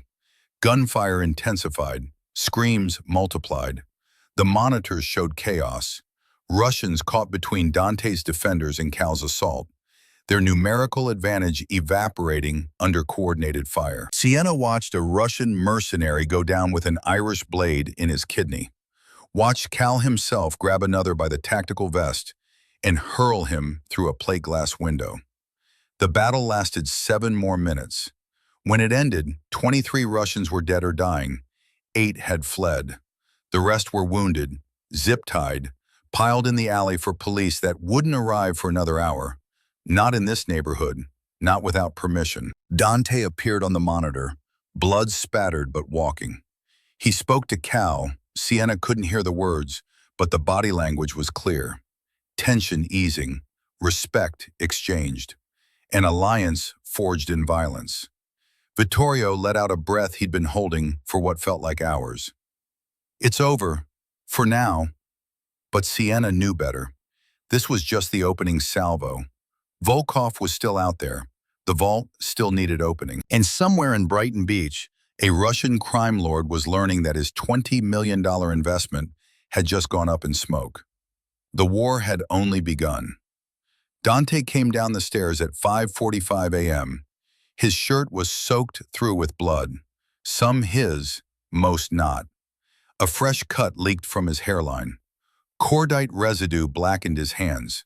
He looked at Sienna, just looked, making sure she was whole, undamaged, still breathing. Then he turned to Vittorio. Cal wants to talk terms. They gathered around the conference table. Dante, Vittorio, Cal, and Sienna. The Irish boss had a face carved from Belfast stone, eyes the color of winter storms. He looked at Sienna like she was a puzzle he intended to solve. "So you're the golden girl, the voice worth billions." Sienna met his gaze, didn't flinch. "I'm the granddaughter who can speak a dead language, that's all." Cal laughed. "That's all," she says, as if opening the biggest vault on the East Coast is nothing. He leaned back in his chair. "Here's how this works. My men just bled for you. 11 wounded, 2 critical. They need compensation." Vittorio nodded. "Name your price." $5 million transferred today. Proof the vault works. Then we negotiate the port." Cal's smile was sharp. "And the girl stays under joint protection, half your men, half mine, until this is done. I don't trust you not to run. And you don't trust me not to take her, so we share the burden. Dante's jaw tightened. She's family. Then you won't mind Irish guards making sure she stays healthy. Cal pulled out a satellite phone. Do we have a deal, or do I walk and let Volkov have another go at you? Silence stretched. Sienna could feel the weight of decisions being made, alliances formed on foundations of blood and profit. Vittorio extended his hand. Deal. They shook. Cal stood. My boys will establish a perimeter. The girl gets some sleep. She looks half dead. At 9 a.m., we all go to the bank. She does her party trick. We get paid. And then we plan how to finish Volkov before he finishes us. He looked at Sienna one last time. Get some rest, lass. Tomorrow you become the richest key in New York. Try not to die before then. He left, boots echoing up the stairs. Dante waited until Cal was gone. Then he turned to Sienna, and the mask he wore for others, the cold enforcer, the calculating killer, slipped just enough for her to see the exhaustion underneath. Can you do it? Tomorrow, the vault. No mistakes. Sienna thought about the 7 covenants, about Isabella's voice teaching her pronunciation in a queen's apartment that smelled like garlic and old memories, about Leo in a hospital bed, heart ticking down to 0. I can do it, Dante nodded. Then get some sleep. You've got 3 hours. There was a cot in the corner of the bunker. Military issue, thin mattress, scratchy blanket. Sienna lay down, fully clothed, still wearing Dante's jacket that smelled like leather and violence. Sleep should have been impossible, but her body shut down anyway, dragging her into unconsciousness despite the fear and the blood and the knowledge that tomorrow she'd either save her brother or get them all killed. She dreamed of Isabella, of the old woman's hands gnarled with arthritis, stroking Sienna's hair, of words in a language that carried the weight of generations. O sangue chiama, o sangue, Bella. Blood calls to blood. Never forget where you come from. Never forget who you are. Sienna woke to Dante's hand on her shoulder, gentle, careful not to startle. It's time. 8:40 a.m. December sunlight slanted through the basement's high windows, painting everything in pale gold. Outside, Little Italy was waking up. Bakeries opening, shopkeepers sweeping sidewalks, tourists already snapping photos of the neighborhood's facade of charming authenticity. None of them knew that 23 men had died here 6 hours ago. Sienna splashed water on her face from a utility sink. Someone had brought fresh clothes, black slacks, white blouse, leather jacket that actually fit. She changed quickly, hyper-aware of Dante standing guard outside the storage room where she dressed. When she emerged, Vittorio handed her a small wooden box. Your grandmother left this with me 50 years ago. She said if I ever found her daughter or granddaughter, I should give it to them. Sienna opened the box. Inside, a gold medallion on a delicate chain. The front showed the hills of Newark, etched in relief. The back bore an inscription in Italian. Per Isabella, il mio unico amore, Vittorio. For Isabella, my only love. Tears burned behind Sienna's eyes. She lifted the medallion, let Vittorio fasten it around her neck. The metal was warm against her skin. She never forgot you. She talked about you in her sleep, when the morphine made her honest. Il mio ragazzo, she'd whisper, my boy, even after 50 years. Vittorio's hand trembled as he stepped back. Wear it today, for her, for us, for what could have been. The convoy left Little Italy at 8:50. 3 SUVs, one carrying Dante, Sienna, and Vittorio, 2 flanking with Irish and Navarro soldiers. They drove through Manhattan's morning rush, anonymous in the river of traffic. Chase Private Bank occupied a limestone building on Park Avenue, all marble columns and understated wealth. The kind of place that catered to people who had accountants instead of bank accounts, lawyers instead of excuses. A manager met them in the lobby, gray suit, perfect hair, the practiced smile of someone who'd seen stranger things than a mafia don and his granddaughter walking into a vault. Don Navarro, Miss Vitale, we've been expecting you. If you'll follow me. They were led to a private elevator, down, 2 floors below ground, into a room that looked like it had been carved from a single block of steel. 7 biometric scanners on the wall, a camera watching everything, and behind 6 inches of reinforced titanium, $4.7 billion and the power to reshape the East Coast. The manager produced a tablet. DNA verification first. Miss Vitale, if you'd provide a sample. Sienna let them swab her cheek. The sample went into a machine that hummed and blinked. 30 seconds. A green light. Confirmed. Genetic match to Vittorio Navarro. Granddaughter, first generation, removed. The manager's expression didn't change. He'd probably verified stranger lineages. Proceed with vocal authentication. This was it. Sienna stepped up to the panel. 7 sensors glowed red, waiting. Her mouth was desert dry. Her hands shook. Dante's voice, low enough only she could hear. You've got this. Every word perfect. Don't rush. She closed her eyes. Let Isabella's memory wash over her. The old woman's voice, the rhythm and music of a language that had died with its speakers. She began. O sangue chiama o sangue. The first sensor turned green. E radice so profonde in ta terra nera.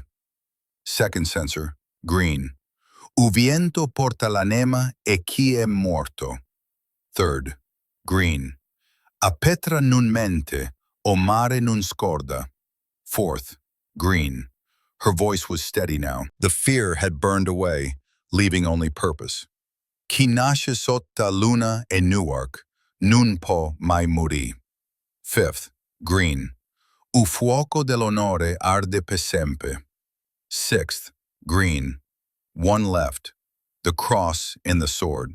I am the weapon and the faith, the violence and the vow. Io so a croce e a spada.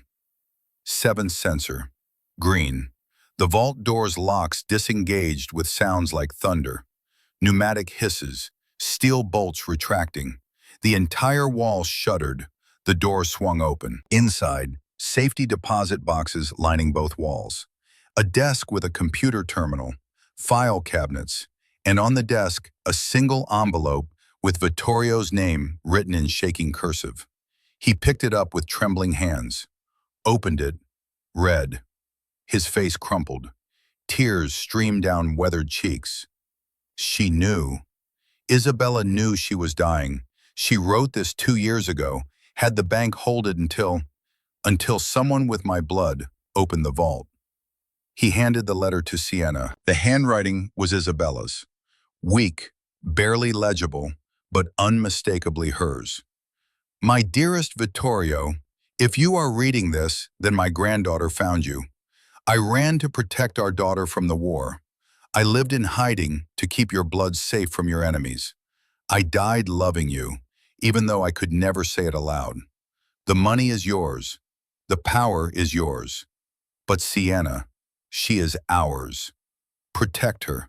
Let her choose her own path. Don't force her into the darkness just because we couldn't escape it.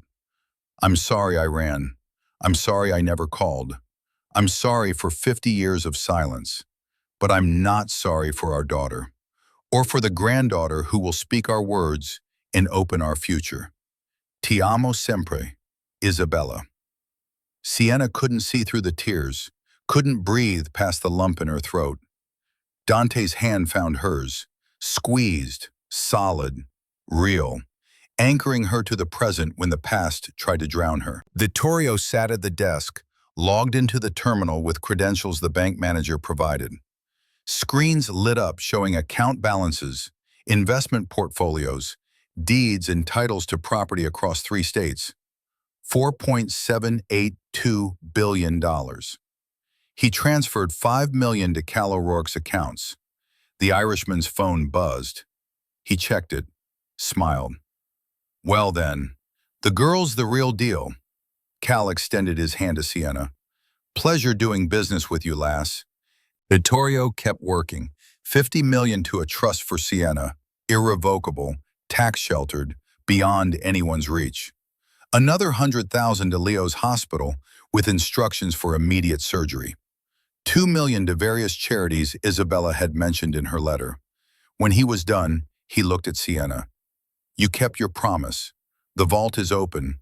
Your brother will live.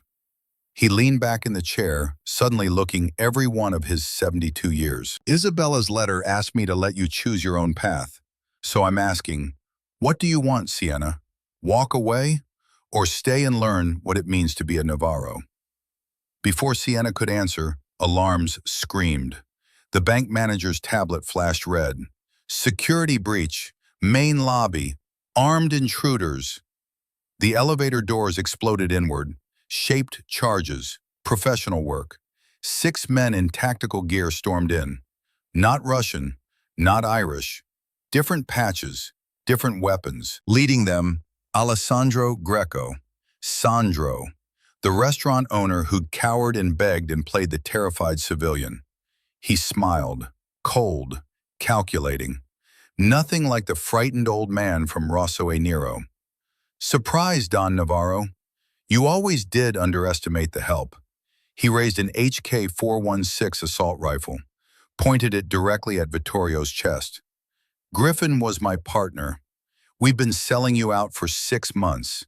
And now that the vault's open, I'm afraid your services are no longer required. Dante's hand moved toward his holster. Sandro's finger tightened on the trigger. The 6 mercenaries fanned out, creating a crossfire pattern that covered every angle of the vault room. Cal O'Rourke assessed the situation in half a heartbeat. Stand down, boys. We're in a concrete box with one exit. They've got the high ground and the firepower. Vittorio's voice carried the weight of absolute authority despite the rifle aimed at his heart. Sandro, I trusted you for 30 years, made you wealthy, protected your family. Why? The restaurant owner's smile never wavered. Because 30 years of scraps isn't the same as 30 seconds of owning everything. Griffin understood that. We've been planning this since you started talking about Isabella's ghost coming back to haunt you. He gestured with the rifle barrel. Step away from the computer, all of you, hands visible. They complied. Dante moved fractionally, positioning himself between Sandro's weapon and Sienna. The shift was subtle, but Sandro noticed. Touching. The killer protecting the key. But she's worth more to me alive than you are breathing, Dante. So maybe reconsider the heroics. One of Sandro's mercenaries, a woman with a shaved head and Cyrillic tattoos crawling up her neck, sat at the terminal. Her fingers flew across the keyboard, bypassing security protocols with the ease of someone who'd done this before. Transferring now. Cayman accounts numbered $4,800 million moving in. 3, 2. The screen flashed red. Error. Sequence interrupted. Lockdown initiated. The vault's secondary security engaged. Steel panels slammed down over the exit. Emergency lights bathed everything in crimson. An alarm wailed, bone deep and relentless. What the hell? The hacker's confusion was genuine. The system rejected the transfer. It's asking for secondary authentication? Sandro's composure cracked. What's secondary authentication? The girl already opened it. Vittorio allowed himself a small, grim smile. The 7 covenants opened the door. But withdrawing funds requires a second protocol. My father didn't trust anyone completely, not even family. The money can only be moved with verbal authorization from 2 Navarro bloodline members speaking simultaneously. He looked at Sienna. 1 key opens the door. 2 keys move the treasure. Sandro's face went purple. Then she'll speak the words and you'll confirm them. Right now, or I start shooting hostages. He swung the rifle toward Cal, starting with the Irish. Bonus, it looks like a gang war gone wrong. Cal didn't flinch. You shoot me, 60 of my boys will burn Little Italy until they find your corpse. Worth considering. 60 men who don't know where I am. By the time they figure it out, I'll be in the Caymans with more money than God. Sandro's finger moved to the trigger. Don Navarro, give the authorization, now. Vittorio stood slowly, arthritis making his movements painful. When he spoke, his voice was calm, resigned. No. The single word dropped like a stone into still water. Sandro blinked. What? I said no. You want the money? You'll have to kill me. And the moment I'm dead, Sienna becomes the sole Navarro heir. Good luck torturing her into cooperation when my corpse is still warm. She'll tell you to go to hell, and you'll spend the rest of your short life running from everyone I've ever known. Sienna's heart hammered. She understood the play. Vittorio was calling Sandro's bluff, betting that greed would outweigh violence, that Sandro needed them both alive or the money stayed locked. But the calculation assumed Sandro was rational. The rifle swung toward Vittorio's knee. I don't need you whole, just alive enough to speak. Dante moved, not toward Sandro. That would be suicide. Instead, he dove sideways, grabbed the nearest filing cabinet, and wrenched it off the wall. The metal case crashed down, spilling documents and creating momentary chaos. Two mercenaries fired. Bullets sparked off steel. Dante rolled behind the fallen cabinet, drew his Glock, returned fire. One mercenary went down clutching a shattered collarbone. Cal and his men exploded into action. Fists, knives, improvised weapons. The Irish didn't carry guns into banks. Too obvious, too traceable. But they carried plenty of other tools for close-quarters violence. The vault descended into brutal chaos. Sienna dove behind a marble column as debris rained down, covering her head as chunks of ceiling crashed around her. The explosion from the sub-basement had sent shock waves through the building's foundation. Ears ringing, tasted blood where she'd bitten her tongue. A mercenary swung his rifle toward her position. The barrel tracked her motion. Vittorio's cane cracked across the man's wrist. Bones snapped. The rifle clattered away. The old man followed with a vicious jab to the throat. Decades of street fighting compressed into two economical movements. Sandro fired wildly, backing toward the still open vault door. Secure the girl. She's the only one who matters. The tattooed hacker grabbed Sienna from behind, arm locked around her throat in a chokehold. Sienna clawed at the woman's forearm, couldn't get leverage, felt her vision starting to tunnel. Dante appeared. His combat knife flashed once. The hacker screamed, released Sienna, stumbled back with blood pouring from a severed tendon. Dante caught Sienna as she fell, steadied her. His eyes scanned her face, checking for injury. Can you run? She nodded, still gasping. Then run. Vault exit, turn right, emergency stairs. Don't stop until you hit street level. What about... Go! Sienna ran. Behind her, the firefight intensified. She burst through the vault door, found herself in a marble corridor lined with safety deposit boxes. The alarm was deafening down here, red lights strobing. Footsteps pounded behind her. She didn't look back, couldn't afford to. Turn right, emergency stairs. She hit the stairwell at full sprint, taking steps two at a time. Her lungs burned. The leather jacket, Dante's jacket, restricted her movement, but she didn't dare shed it. First floor, ground level. She could hear voices above, the bank's legitimate customers, confused by the lockdown, demanding explanations from security guards who had no idea armed mercenaries were currently battling in the sub-basement. Sienna slowed, tried to control her breathing, couldn't walk into the lobby looking like she just fled a war zone. She straightened her clothes, smoothed her hair, adopted the blank expression of someone mildly annoyed by inconvenience, rather than running for her life. The lobby was controlled chaos. 30 customers, twice that many staff, all milling around asking questions nobody could answer. Security had locked the main doors per protocol, no one in or out during an alarm. Sienna merged with the crowd, just another trapped customer, nothing suspicious. Except her jacket smelled like gunpowder, and there was blood on her sleeve. Not hers, probably the hackers, and her hands shook no matter how hard she tried to stop them. A security guard approached. "Ma'am, I'll need you to—" A black SUV crashed through the bank's front entrance. Glass and steel and marble erupted inward. The vehicle's reinforced bumper pulverized the decorative columns, sent the security checkpoint spinning across the floor. The driver's door opened. Dmitry Volkov stepped out, 50 years old, silver hair, a scar bisecting his left cheek from eye to jawline. He wore a charcoal suit that cost more than most cars, and carried a gold Desert Eagle like it was an extension of his hand. Behind him, 12 Bratva soldiers. Professional, disciplined, armed with weapons that made Sandro's mercenaries look like children playing soldier. Volkov's English carried thick Russian accent. "Alessandro Greco, you promised me the girl and the vault access. I paid you $12 million. Yet here we are, and you deliver neither." Sandro's face went white. "The vault's open. The money's there. I just need—" "You need the girl to speak words you don't understand. You need the old man to authorize transfers you can't complete. You need many things you cannot provide." Volkov's smile was colder than Moscow winter.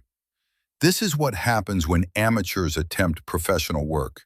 He raised the Desert Eagle, fired once. Sandro's head snapped back. He collapsed in a spreading pool of red. The mercenaries raised their weapons. Volkov's men cut them down before they could fire.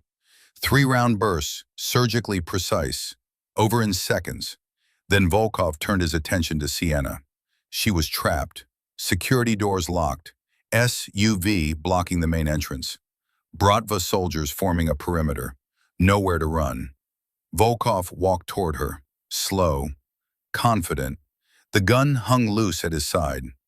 "Sienna Vitali, the voice worth billions. I have been very patient waiting to meet you." Sienna's hand found the Glock 26 Dante had given her, still tucked in her waistband under the jacket. Her fingers closed around the grip. Could she draw fast enough? Doubtful. Volkov's men would kill her before she cleared leather. But if she was going to die anyway— "I wouldn't." Volkov stopped 10 feet away. "My men have orders. You die, they level this building. Every civilian here becomes collateral damage. Over 600 people in this bank right now. Their blood on your conscience. Can you live with that?" Sienna's hand stayed on the gun. Didn't draw, didn't release. "What do you want?" "Simple. You come with me. Speak the magic words into the vault system. Transfer the red ledger and $2 billion to my accounts. In exchange, I let everyone here live. I even let the old Navarro and his attack dog walk away. I am generous in victory."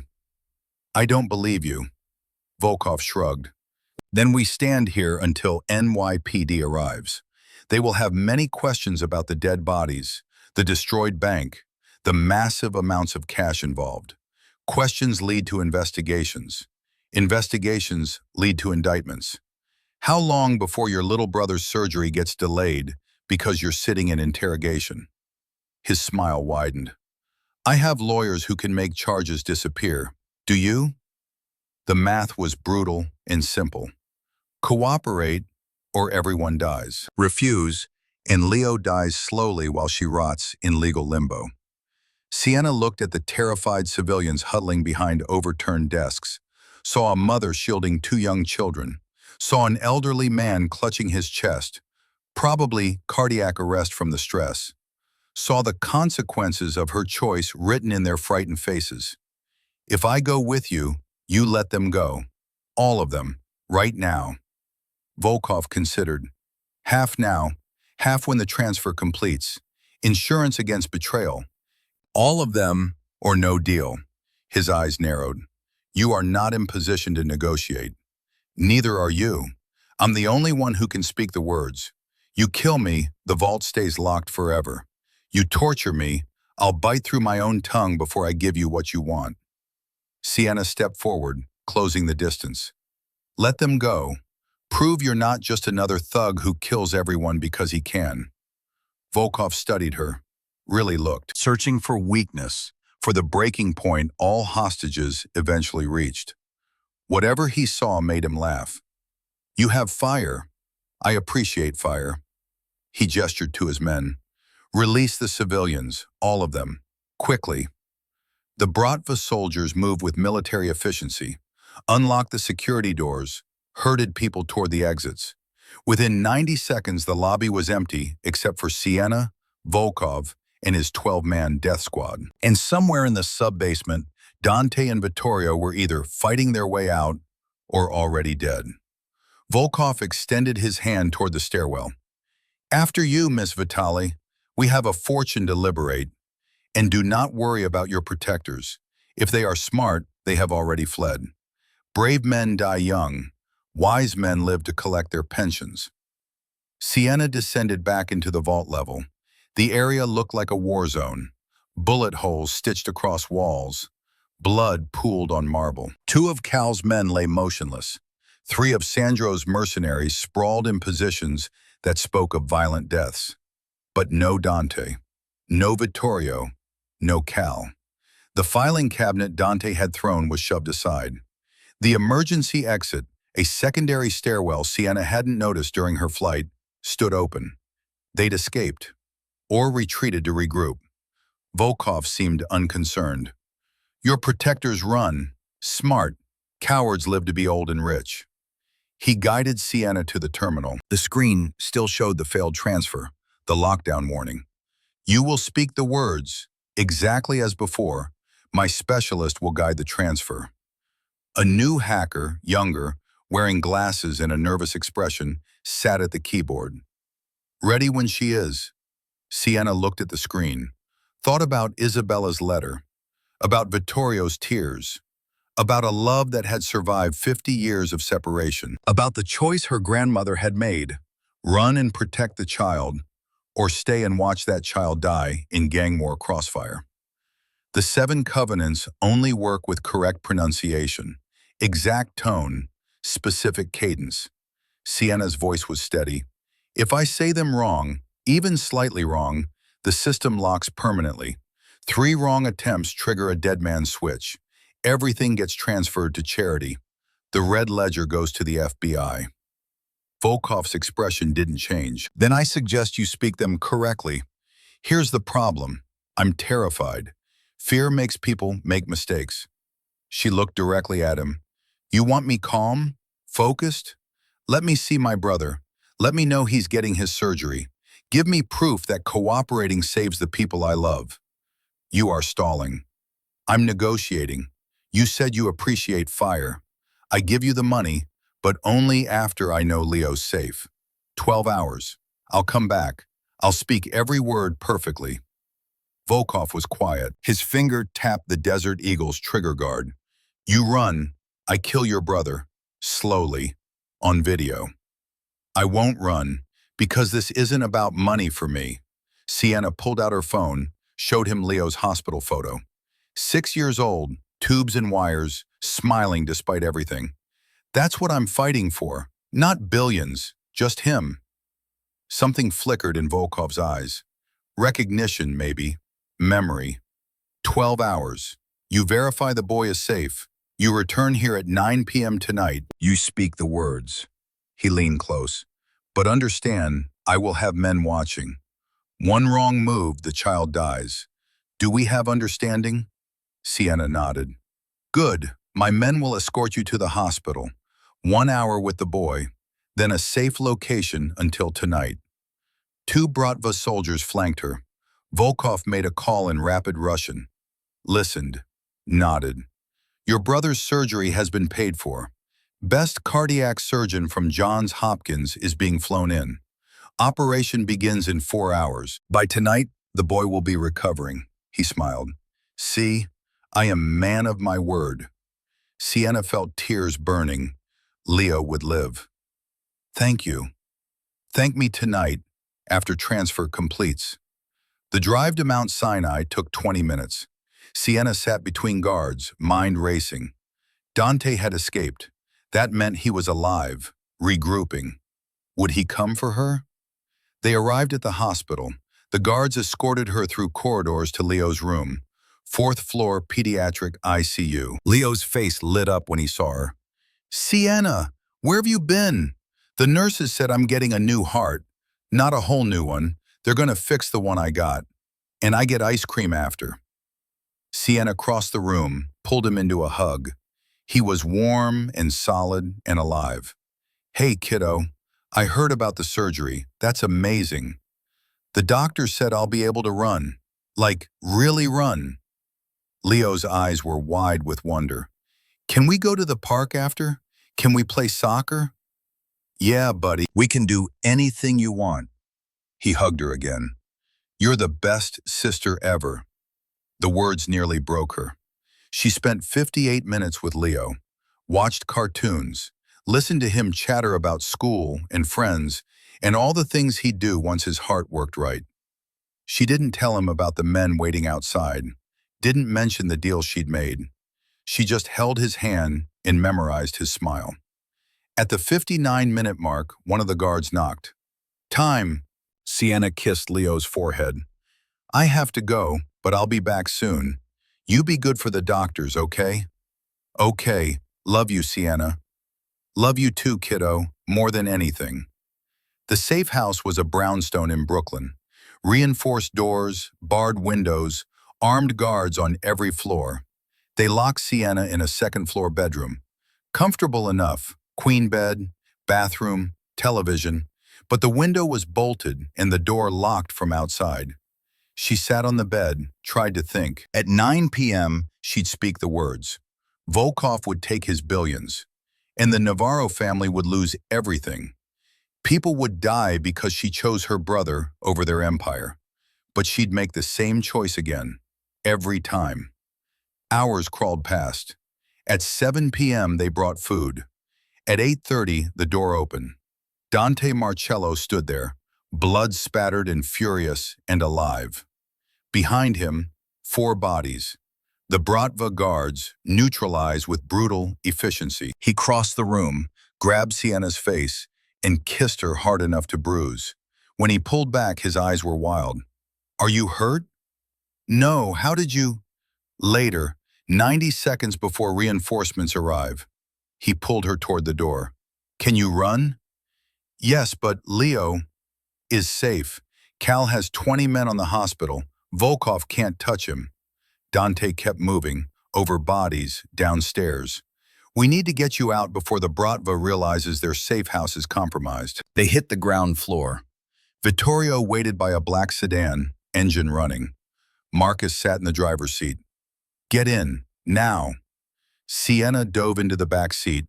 Dante followed. Marcus hit the gas. They rocketed through Brooklyn streets, running red lights, weaving through traffic. Vittorio turned from the front seat. Volkov will be at the vault in 30 minutes expecting you. When you don't show, he'll retaliate. Against Leo is protected, but Volkov will come for us. For you. The old man's face was grim. Which is why we're going to give it to him. Dante's hand found Sienna's. We're going back to the vault, all of us, and we're ending this tonight. Sienna's mind reeled. How? He has 12 soldiers. 6, actually. Dante showed her a video feed. The vault room. Cal O'Rourke and 15 Irish soldiers setting defensive positions. Cal's been busy. He's turned that vault into a kill box. Volkov walks in expecting compliance. He gets war instead. You're using me as bait. We're using you as the queen on the chessboard. Dante's voice was steel. You walk in, you start speaking. When Volkov's focused on the money, we hit him from every direction. The sedan screeched toward Manhattan. Sienna looked at Dante, at Vittorio. These men were willing to risk everything to protect her. She thought about Isabella's letter, about choosing life over surrender. Okay, I'm in, but I have conditions. Vittorio raised an eyebrow. You're negotiating? I'm family, aren't I? Sienna straightened. We do this, we finish Volkov, we survive, then I want out. Leo gets healthy and we disappear. New identities, new city, enough money to live quietly. I'm done being the key everyone wants to steal. Dante was quiet. Then, deal. You help us end this war, you get your freedom. And one more thing. After tonight, if I walk away, you don't follow. You let me go. Completely. Something flickered in Dante's eyes. Pain, maybe. If that's what you want, it is. The sedan pulled into underground parking beneath Chase Private Bank. Cal's men had secured the entrance. They descended to the vault level. The room had been rearranged, overturned desks providing cover, sight lines cleared, escape routes marked. Cal met them. Volkov's convoy is 3 minutes out, 8 vehicles, at least 40 soldiers. He wasn't waiting until 9. Too much risk she'd vanish again. He's not taking chances. Dante nodded. Positions. Sienna stays center, protected. When she starts speaking, we hit them. They moved into position. Sienna stood before the terminal. Dante positioned himself 5 feet left, weapon ready. Vittorio took the right, Beretta held steady. The elevator chimed. Doors opened. Dmitry Volkov stepped out flanked by his army. He saw the defensive positions, saw the weapons, saw the trap, and smiled. So, the little bird found her cage again. He raised his hand, stopping his men. I could have my soldiers kill you all. Right now. Easy. But that seems wasteful when we all want the same thing. He walked forward, alone, unarmed except for the holstered Desert Eagle. New proposal. The girl speaks. Transfer completes. I take my $2 billion and leave. You keep the rest. Clean split. Everyone profits. Everyone survives. He stopped 10 feet from Sienna. Or we can make this difficult. Your choice. Sienna looked at Dante, at Vittorio. Her phone. The system flashed red. Error. Incorrect sequence. Vault lockdown initiating. Alarms shrieked. Steel barriers slammed down. Emergency protocols engaged. Summoning police, FBI, federal banking authorities. Volkov's face went from confusion to rage.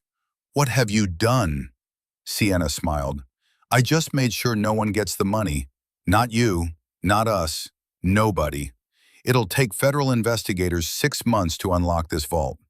By then, all of Vittorio's secrets will be public record. The red ledger will be evidence. And you'll be trapped in a sealed room with the men you tried to rob. She looked at Dante. Get Leo and run. Get out of New York. Some things aren't worth the price they cost. Volkov drew his Desert Eagle, pointed it at Sienna's chest. You stupid girl. You think virtue protects you? Dante's Glock came up. So did Vittorio's Beretta. So did 15 other weapons. Volkov stood alone, surrounded, outgunned. But he was smiling. I don't need the money. Russia has plenty of money. What I needed was proof that American power is hollow, that your institutions can be bought, your families destroyed. He lowered the gun. You have given me exactly what I wanted. Thank you, Miss Vitali. He holstered his weapon, raised his hands. I surrender. Please, arrest me. Let the trials begin. Let the world see how deep the corruption runs. Dante understood. Volkov had planned this.